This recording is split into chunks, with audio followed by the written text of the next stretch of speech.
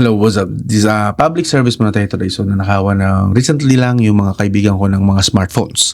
So, this tutorial is for those people na kung sakasakali maranasan nyo or bago nyo man lang maranasan yung mga ganon, manakawan ng smartphone, mawala ng smartphone. Ito po muna, sana magawa nyo to sa smartphone nyo muna bago mangyari yun. Para at least kahit paano may katiting pa kayong pag-asa na mahabol pa, mahanap or magawa nyo pa ng paraan na mabawi yung smartphone. Okay? This is not a foolproof na action. Pero at least, meron kang pag-asa ng konti.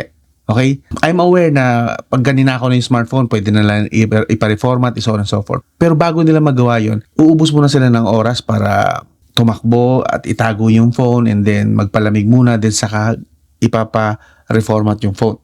Okay? Ipapa-reprogram yung phone sa mga kilala nilang mga technician. Okay? Ngayon, yung time allowance na yon, pwede nyo pang gamitin yon kapag nagawa nyo itong tutorial na to. Kapag nagawa nyo to sa smartphone nyo, itong tutorial na to.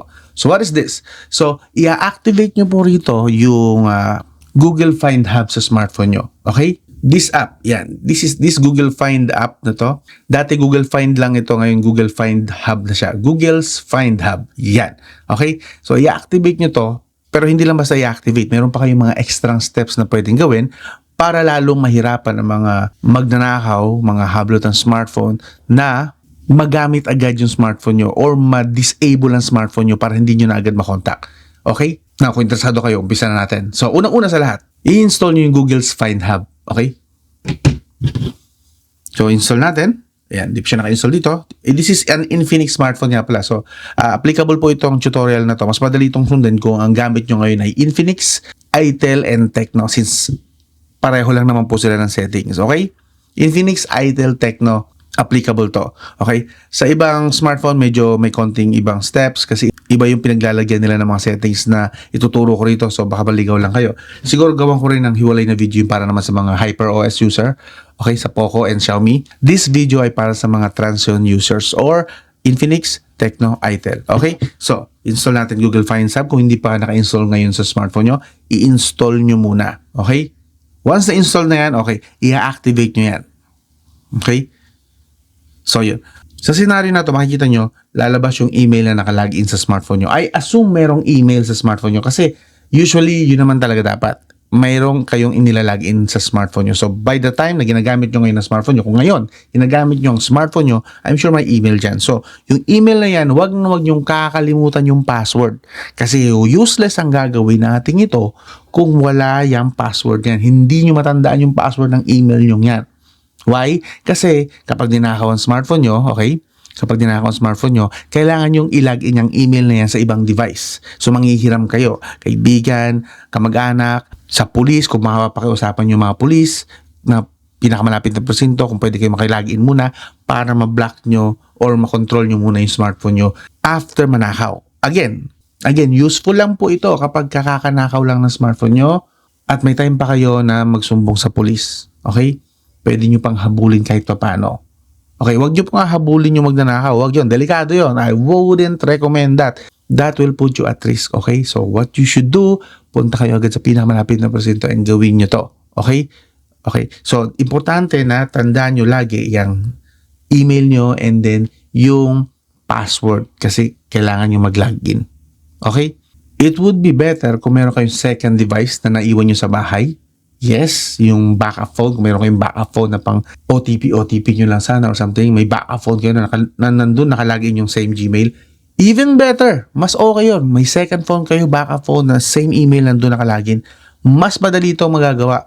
Kunin nyo na lang yun, dalhin nyo sa presinto, and doon nyo mahabol or mahahanap kung saan na nakarating yung smartphone nyo. Naintindihan nyo? Yes. Okay. So, eto yung Gmail. Pasok tayo sa Find Hub. Alright. So, hinahanapan ng fingerprint sensor. Siyempre, ilalagin lang natin saglit. Okay. From here, pagka-login nyo, makikita nyo ngayon yung mga smartphone na nilag-inan nyo ng Gmail na yon. Yung kanina nakita nyo sa umpisa, kay kunwari yun ang email nyo. At pag pumasok kayo, makikita nyo ngayon yung mga device kung saan nakalagin yung Gmail na yon. And currently, nakalagin siya sa GT30 Pro and sa nating phone 3. Okay? So, if you tap that, okay, ituturo niya kayo, diretso agad yan, naka-open na map, nakitpansin nyo. Pag tinap ko ang isa dyan, ituturo niya yung location nung smartphone na yon.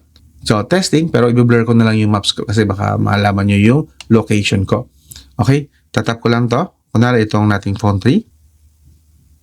Alright. So, i-blur ko na lang yan para hindi nyo makita yung location ko. Siyempre, tuturo nyo kung nasaan yung exact location ko. Yes, yan po yun, yung location na yan. Okay? Blur lang. Okay? As you can see dito sa baba, may options dito sa baba. Okay? Play sound. Okay? Kung malapit lang naman, sa tingin mo, malapit lang naman yung device mo, like naiwan mo lang kasi, hindi mo lang maalala kung nasaan, you can choose to play that sound. Tutunog ngayon yung phone. Okay? So, malalaman mo ngayon kung nasaan yung phone mo kasi na-misplace mo lang. Okay lang yon. So, save pa yun. Play sound. Okay? Now, kung sa tingin mo, ninakaw na yung phone mo, hinablot, you can click the secure device. Okay? Pag sinecure device yan, papipiliin ka either iba-black or iwa-wipe out nga yung phone.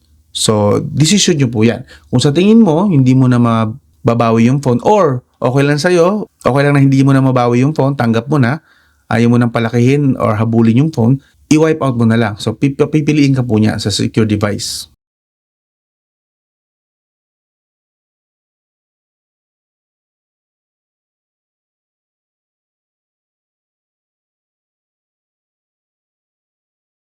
Okay? Hindi ko na i-click yan kasi baka mas secure device yung gamit dito. Pero yung po ang gagawin yan ay papipiliin ka niya. Iba-block niya, i-wipe out yung laman. Ika nga remote factory reset. Okay? Get direction naman, ito naman kung gusto mong pang makita ko nasaan exactly. Yan. So, as you can see, tuturo niya exact location sa maps. Sensya na naka-blur, hindi ko pwede ipakita sa inyo siyempre location ko. Yan. Blur lang yan. Pero yan po ay maps. So, pwede nyo na pupuntahan, magpasama po kayo sa police at makakarating kayo kung saan exactly yung phone na yon. Okay? Diyan po ang way para mabawi nyo pa yung phone. Alright. So, yan po yon. Okay? Wait lang. Babak tayo. Ngayon, sasabihin ng iba dyan, pagka nanakaw naman niya, didiretso na yan sa technician tapos ipapa-reprogram na. Wala na. Okay. So, totoo yan. That is why sabi ko is hindi ito foolproof. Pwede pang malusutan, pwede pang mabypass, etc. etc. Pero, pwede mo pa siyang mapahirapan para hindi agad mangyari yun. Ang technique pa dyan actually, di ba? Para gumana tong find hub is kailangan ng internet, di ba? So, ang gagawin pa nga ng nagnakaw is i-off lang yung wifi. Okay? So, nakalock. Okay, so ganito rin ba ang inyong smartphone? Pag nakalock, lock screen, nakalock, di ba? Lock screen. Pwede bang ma-access yung wifi? Kung ganito, napaka-risky po niyan. Pag ninakaw, i-off lang nila yung internet, which is lagot, di ba? So, what you should do, wait, unlock ko muna. What you should do, now, sundan nyo po ito. Punta po kayo sa settings ng smartphone nyo. Okay, settings, normal settings. And then, punta po kayo sa notification, status bar. Okay? Ito. And then, from here, punta po kayo dito sa more settings. Yan. And then, from here, i-off nyo po itong Open Control Center on Lock Screen. Off nyo po yan. Okay? Para hindi po na-access itong control center na to during lock screen. Kunwari, hinablot, nakalock naman yung phone. Hindi ma-access. Itong Open Notification Center on Lock Screen, pwedeng hayaan nyo na lang yan. Notification lang naman yan ng mga app. Okay? Understood? Ulitin natin.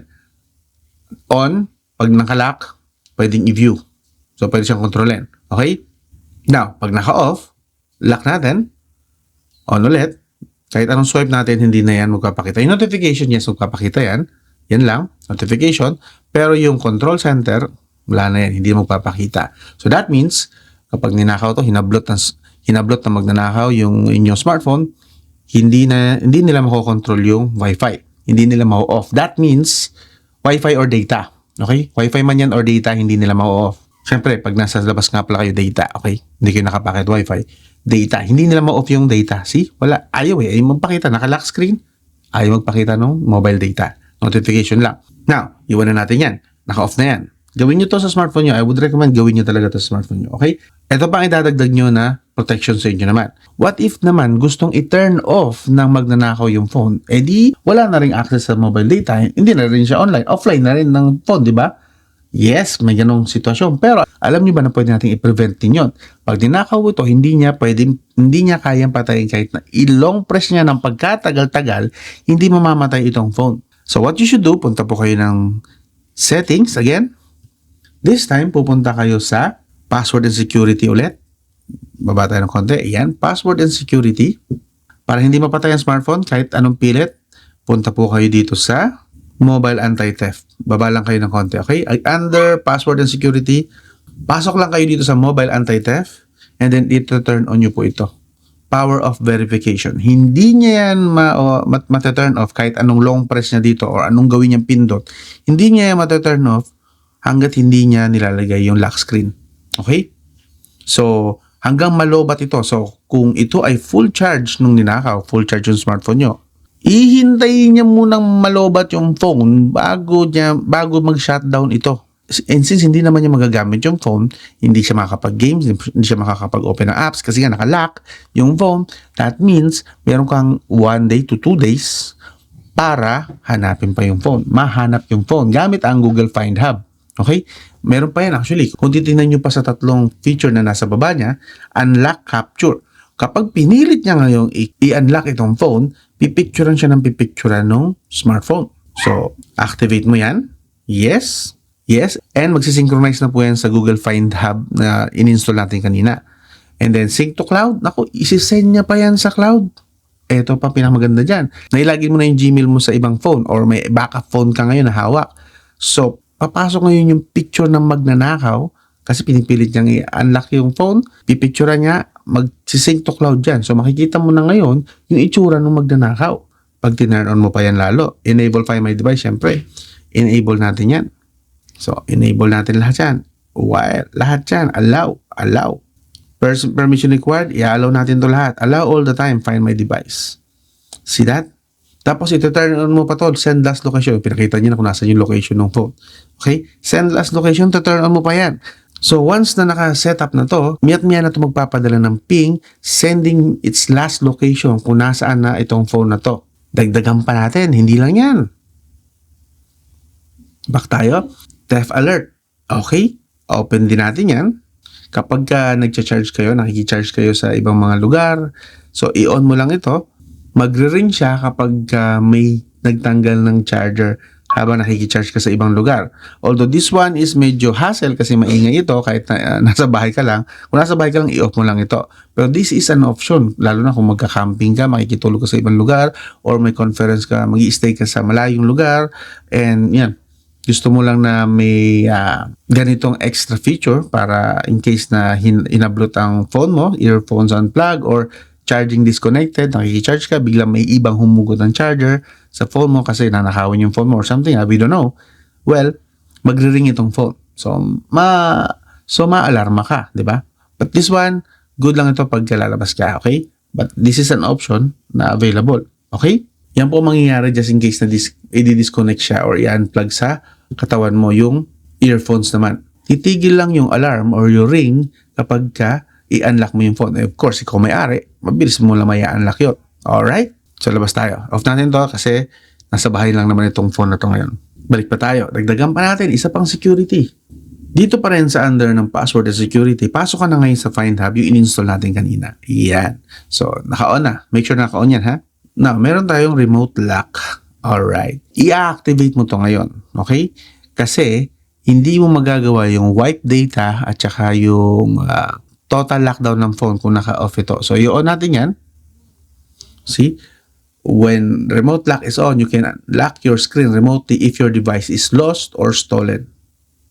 Okay? Ito ang pwede nyo gawin.